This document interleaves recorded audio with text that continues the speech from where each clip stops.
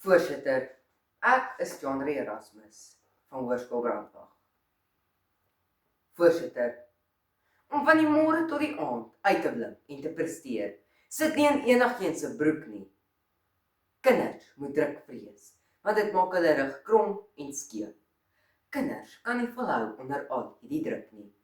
'n Graad 9 dogter het Dinsdag aand in Springbok aan 'n toneelfees deelgeneem en hulle moes daaroor slaap om Woensdag betyds te wees vir die skoolse danse vir Eisteddford. Sy het Donderdag aan 8 danse deelgeneem en Vrydag aan 8 individuele items. En dat sy Saterdag 4 uur op die bus moet klim om op Ceres netbal te gaan speel. Ek slaak 'n sug van verligting, maar toe lees ek die volgende sin ook. Nee, sê sy moet nog al haar huiswerk doen en paraat wees vir maandag se toetse ensovoorts. Wie plant hierdie onkruid van druk in ons kinders se lewens?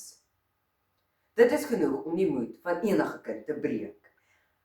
Ek stel dus aan u dat vrees 'n onkruid is in jou lewe. Eerstens, ouers is die onkruidverspreiders van vrees in 'n kind se lewe. Vrees groei vinnig wanneer ouers druk plaas op hulle kinders. Ouers verwag dat hulle kinders in elke aktiwiteit binne en buite skoolverband moet uitblink.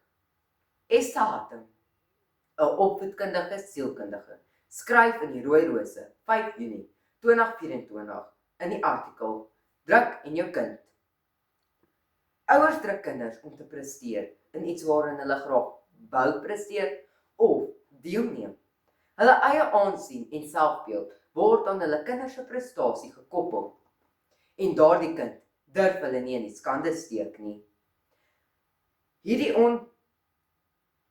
onvreeslike druk is te veel vir party kinders en hulle gee soms op. Hulle gees word gebreek nog voor die lewe begin het.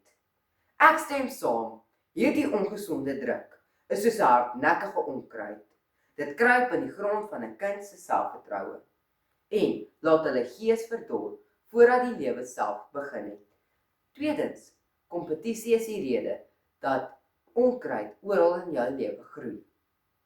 Kompetisie is die modewoord van ons tyd. Op elke vlak van skole is daar kompetisie, of dit populariteit by onderwysers is of prestasie. Dit is 'n voortdurende kompetisie.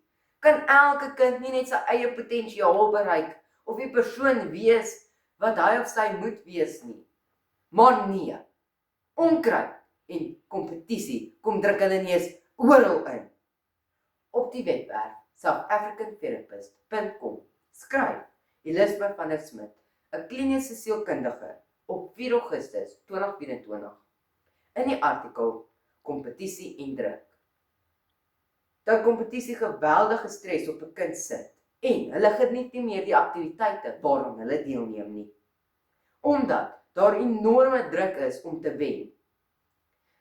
Deelname is nie meer die hoofdoel nie, maar wen is. Ouers wat heeltyd meer van hulle kinders verwag as waartoe hulle in staat is, veroorsaak dat daardie kind 'n swak selfbeeld ontwikkel en in hom of haarself begin twyfel.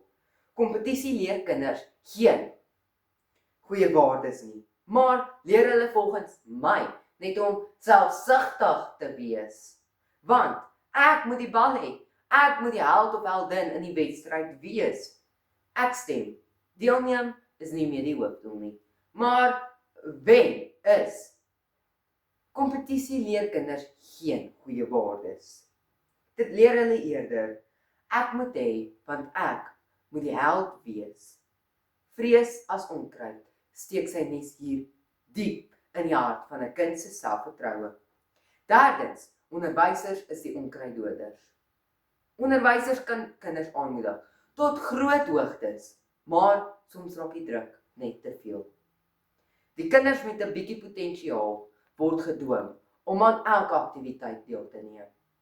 Dis waar jy, 'n redenaar, 'n kunswedstryd deelnemer, 'n tennisspeler of 'n skaapwenner word. Want jy is mos so goed hierin. Ons kan nie sonder jou klaarkom nie. In die beeld van 4 September 2024 skryf Marita Jacobs, 'n skoolsielkundige van Kaapstad in die artikel Druk op skool. Waarsku sy dat druk kinders